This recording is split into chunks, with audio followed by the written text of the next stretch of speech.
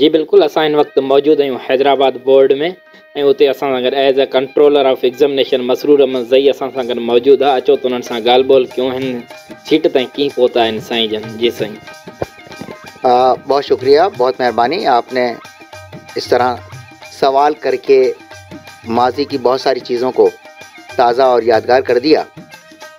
मैं आपके तवज्जुह से सबसे पहले तो ये बताता चलूँ कि मैंने अपने कैरियर का आगाज़ सहाफ़त से किया और मैं बहैसियत सहाफ़ी सबसे पहले मैं मैदान अमल में उतरा। और ये भी जानकर आपको हैरत भी होगी, बल्कि मसरत बख्श हैरत होगी, कि मैंने अपनी सहाफ़त का सफ़र भी किताबत से किया। और मैं बुनियादी तौर पर कातिब था। सफ़ीर अखबार जब निकला तो अली हसन साहब हमारे एडिटर होते थे, उनकी निगरानी में हमने किताबत वहाँ पे की, बल्कि सीखी भी मैंने वहीं। भुट्टो साहब ने मुझे किताबत सिखाई और सफ़ीर में मैंने बाकायदा किताबत की और एक मुद्दत मैंने किताबत की। और पहला जिसे कहना चाहिए ना कि रोज़गार, मेरा किताबत का रोज़गार था। और पहली तनख्वाह अगर मुझे मिली थी और जो घर लेके गया था मैं, तो वो सहाफ़त की तवज्जुह से मुझे वो तनख्वाह मिली थी। उसके बाद फिर मैं आहिस्ता आहिस्ता तरक्की करता रहा। फिर मैंने सफ़ीर में बाकायदा डेस्क ली। फिर यहाँ हैदराबाद में एक अखबार निकलता था सुबह सिंध, ज़कार शेख साहब का, उसमें मैं सब एडिटर हो गया।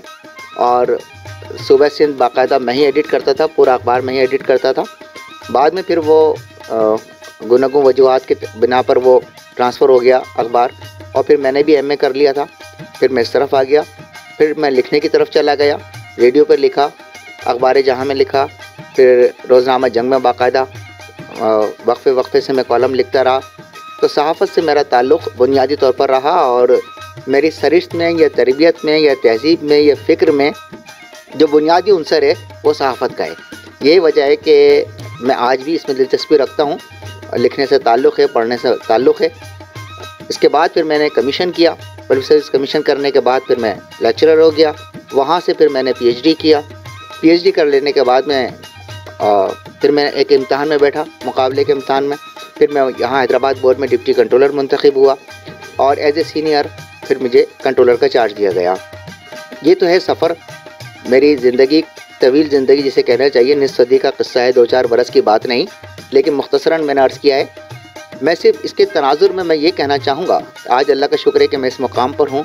तो मैं ये नहीं कहता कि मैं कोई मिसाल हूँ, मैं मिसाल नहीं कहता, लेकिन हकीकत बात यह है कि मौलाना अब्दुल हक की किताब चंद हम असर के दिबाचे में ये बात लिखी है कि इंसान का बेहतरीन मुताल्ला इंसान है। तो मैं अपने आप को काबिल तारीफ़ नहीं कहता, काबिल मिसाल नहीं कहता, हरगिज़ नहीं। बहुत बड़ी बड़ी मिसालें ऐसी मौजूद हैं जिनकी तकलीद हमें करना चाहिए, लेकिन मैं ये ज़रूर कहूँगा कि इंसान का बेहतरीन मुताल्ला इंसान है। अगर इस सफ़र में कहीं कोई चीज़, मैं दरमियान में ये भी बताता चलूँ कि सहाफ़त के बाद दरमियान में फिर मैंने पोस्ट ऑफिस में एज ए क्लर्क नौकरी की है। पोस्ट ऑफिस में मैं रहा, 5वें ग्रेड का आदमी था। फिर मैंने वहाँ डिपार्टमेंटल इम्तहान पास किया, फिर 7वें ग्रेड के अंदर मैं गया और उसके बाद में फिर मैं डिप्टी मैनेजर हो गया स्टॉक डिपो पोस्ट ऑफिस के अंदर। फिर पोस्ट ऑफिस की नौकरी रिज़ाइन की, फिर एजुकेशन डिपार्टमेंट में एज ए टीचर रहा। फिर एज ए टीचर होने के बाद फिर मैं पब्लिक सर्विस कमीशन में बैठा, फिर मैं लेक्चरर हुआ, फिर मैं इम्तहान में बैठा, फिर मैं डिप्टी कंट्रोलर हुआ और एज ए सीनियर फिर मैं कंट्रोलर हुआ। कहने का मकसद ये है कि जद्दोजहद बुनियादी चीज़ है, कोशिश बुनियादी चीज़ है, इल्म हासिल करना बुनियादी चीज़ है। हरगिज़ ऐसा नहीं होता। हमारा ये ख्याल होता है, लोग ये समझते हैं कि साहब इतना पढ़ लिया और नौकरी नहीं मिली। ऐसा नहीं है। नौकरी मिलना एक अलग चीज़ होती है, इल्म का हासिल करना एक अलग चीज़ होती है। हमें ये चाहिए, मैं आपके तवज्जुह से अपने सुनने वालों को, अपने देखने वालों को ये बात बताना चाहता हूँ कि मायूसी ना करीब लाएं, जहद मुसलसल से काम लें, इल्म हासिल करने में कभी कोताही ना बरतें। दियानतदारी बुनियादी चीज़ है, अखलाक इंसान का अच्छा होना चाहिए। जो नज़रिया, जो ईमान आपका है उसके ऊपर आप कायम रहें। इंसान की ज़िंदगी के बुनियादी औसाफ यही होना चाहिए। फिर देखिए कामयाबी आपके कदम कैसे चूमती है। जी, जैसे कि सर मैंने आपसे सवाल किया था कि आप इस सीट तक कैसे पहुँचे हैं, तो आपने बहुत अच्छा जवाब दिया कि मैंने स्टार्टिंग भी एक सहाफ़त की तरह और सहाफ़त बन के मैंने स्टार्टिंग की है। तो सहाफ़त के हवाले से आप आज के जो सोशल मीडिया चैनल वगैरह हैं और मीडिया है, इस हवाले से आप उनको क्या पैगाम देना चाहते हैं सोशल मीडिया को? जी हाँ, मैं बिल्कुल ये बात कहूँगा कि देखें, मैदान कोई भी हो, मेहनत बुनियादी चीज़ है।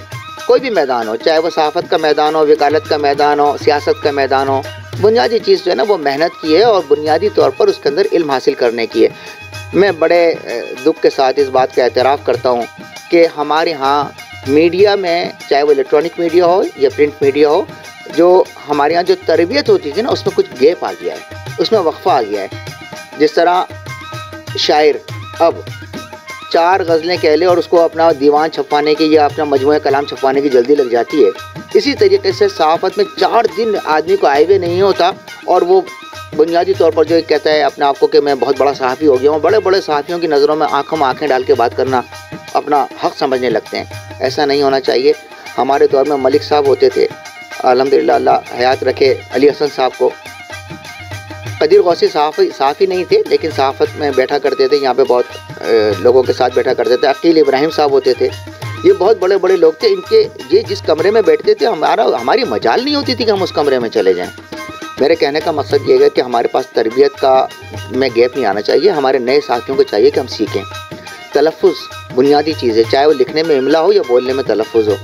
ہمارے دونوں چیزوں پہ توجہ ختم ہو گئی ہے۔ میں آپ کے توسط سے اپنے نئے ساتھیوں سے میں یہ درخواست کروں گا کہ اپنا تلفظ اچھا رکھیں۔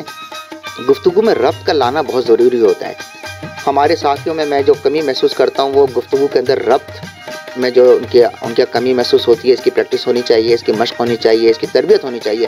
میں تو آپ کے توسط سے یہ بھی عرض کروں گا کہ کیوں نہ ایسا کریں کہ ہم اپنے بڑے ساتھیوں کے ساتھ بیٹھ کر ایک تربیتی پروگرام رکھیں اور ہم اپنے نئے ساتھیوں کو یہ بتائیں کہ دیکھیں بولنا کیا ہے، لکھنا کیا ہے، انٹرو کسے کہتے ہیں، اختتامیہ کسے کہتے ہیں، تتمہ کسے کہتے ہیں، اور یہ تمام چیزیں ہمارے ساتھیوں کو معلوم ہونا چاہیے۔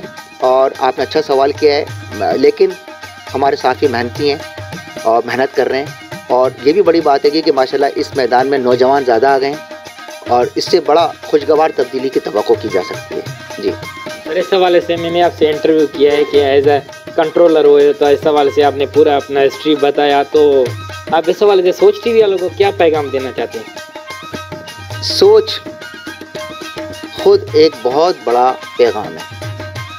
لفظ سوچ کو آپ ذرا سوچیں، جہاں تک سوچیں گے دنیا وہاں تک نظر آئے گی۔ میں یہی کہتا ہوں کہ مثبت سوچ سے کام لیں۔ مثبت سوچ انسان کو کبھی بھی مایوسی کی طرف نہیں دھکیلتی، ہمیشہ امیدوں کی طرف لے کے جاتی ہے، جس طرح سوچ ٹی وی امیدوں کی طرف لے کے جانے والا سفر ہے۔